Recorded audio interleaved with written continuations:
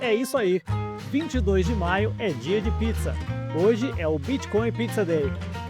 E 22 de maio de 2025 também vai entrar para a história. É o dia em que o Bitcoin renova sua alta histórica, sendo cotado pela primeira vez a 109 mil dólares. Que dia, meus amigos! Vamos voltar no tempo para um momento em que o Bitcoin era apenas uma ideia experimental circulando em fóruns obscuros da internet e entender por que a compra de uma pizza se tornou uma comemoração mundial Bitcoiner.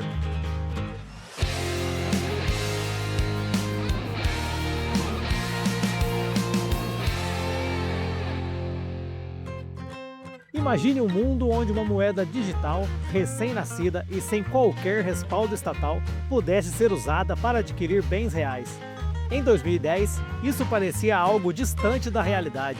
O Bitcoin havia sido lançado há pouco mais de um ano por um pseudônimo chamado Satoshi Nakamoto e era tratado como uma curiosidade tecnológica por um grupo restrito de entusiastas. Não havia mercados estabelecidos, corretoras ou carteiras confiáveis. A ideia de que bits na internet poderiam ter valor era para muitos absurda. E várias ideias conflitantes surgiam. A desconfiança em relação a algo novo e não controlado por instituições tradicionais era natural. A falta de referências e casos de uso dificultava a percepção do Bitcoin como algo tangível e útil. Um dinheiro não ligado a objetos físicos ou a confiança em entidades estabelecidas era irreal, o que tornava o conceito de moeda digital descentralizada um desafio à compreensão. E, historicamente, todas as formas de dinheiro bem-sucedidas anteriores haviam sido sancionadas por alguma autoridade central. E mesmo diante deste contexto, no dia 22 de maio de 2010, o programador Laszlo Haniek fez história ao oferecer 10 mil bitcoins em troca de 2 pizzas. Laszlo fez essa oferta em um fórum da internet e um outro usuário chamado Jeremy Studman aceitou o pedido e providenciou a entrega das pizzas na casa de Laszlo. Na época, os 10 mil bitcoins oferecidos valiam cerca de 41 dólares. O que parecia um gesto trivial se tornou um marco. Foi a primeira vez que o Bitcoin foi usado para adquirir algo no mundo físico. O que antes era apenas teoria virou prática. Pela primeira vez, o Bitcoin teve uma função monetária real, o meio de troca. Nos anos seguintes, vieram os primeiros marketplaces, como o extinto Silk Road, que apesar das polêmicas provou a eficácia do Bitcoin como uma moeda resistente à censura. Vieram também as primeiras exchanges, como a Mt. Gox, que chegou a movimentar 70% de todas as transações globais de Bitcoin até colapsar em 2014, abalando a confiança no sistema, mas sem destruí-lo.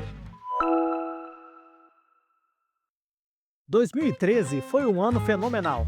Bitcoin bateu 100 dólares pela primeira vez em abril, porém em novembro bateu 1.000 dólares, um aumento de 900% no seu valor. Aquilo foi um choque. A moeda digital que comprava pizza agora começava a ser levada a sério por investidores e tecnólogos. Aquelas 2 pizzas de 40 dólares valiam 1 milhão em fevereiro e em novembro valiam 10 bilhões de dólares. Mas a jornada estava longe de ser linear. Após a queda da Mt. Gox, o Bitcoin passou por um longo período de desconfiança, apelidado de Cripto Inverno. O preço despencou, os projetos desapareceram e os críticos se apressaram em declarar: o Bitcoin morreu. Mas ele não morreu, ele evoluiu.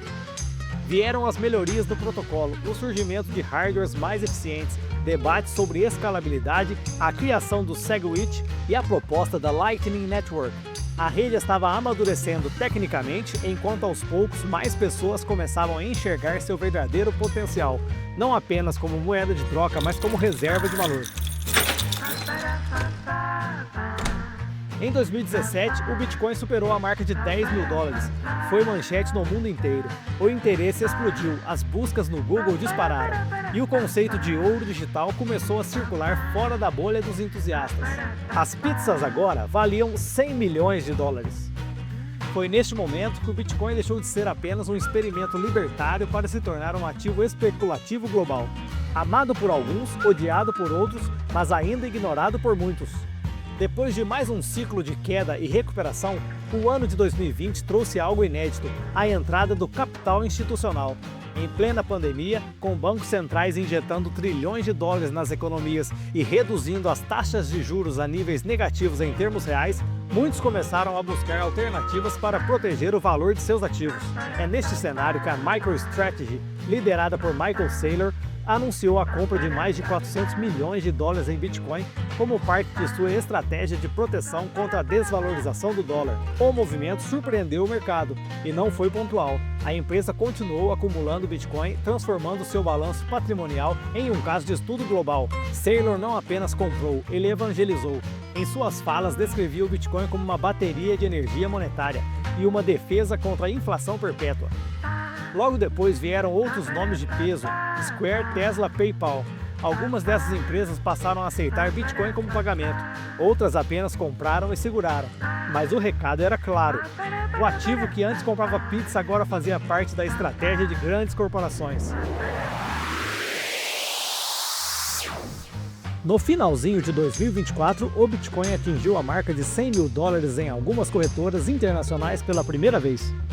Um valor simbólico que deixou claro: o que nasceu do zero, sem propaganda institucional, sem CEO, sem escritório, havia alcançado o topo do mercado financeiro global apenas com base em código, comunidade e confiança. E aquelas pizzas? Valem hoje inacreditáveis $1 bilhão. E mais um marco histórico: El Salvador, um país soberano, tornou o Bitcoin moeda de curso legal, ao lado do dólar americano. Pela primeira vez na história moderna, uma nação passou a usar uma moeda descentralizada em sua economia oficial. Outros países passaram a considerar o mesmo, observando atentamente os efeitos dessa decisão ousada. Enquanto isso, circulavam rumores sobre compras discretas de bitcoins por bancos centrais. Embora poucos tenham confirmado oficialmente, o movimento já havia começado. Em paralelo, o debate sobre a criação de moedas digitais de bancos centrais, as famosas CBDCs, se intensificava, uma tentativa de resposta ao avanço do Bitcoin.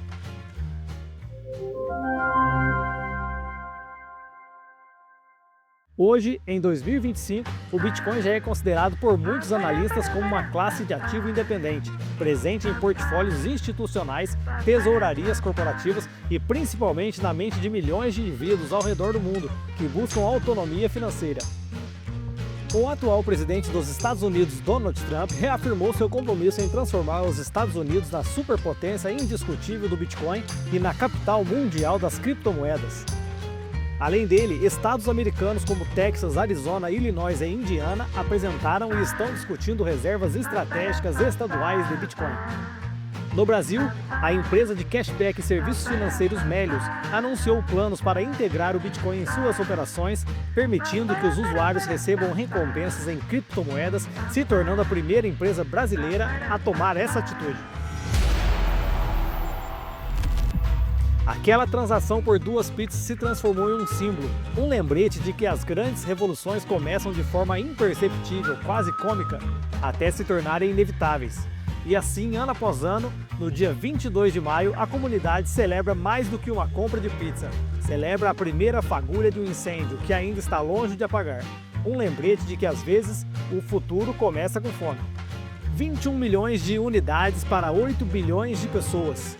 Isso dá 0,00243 bitcoins ou 243 mil satoshis para cada humano. Agora me diga aqui nos comentários, é mais arriscado ter ou não ter Bitcoin? Obrigado por assistir mais esse vídeo, deixe seu like e nos acompanhe. Até a próxima!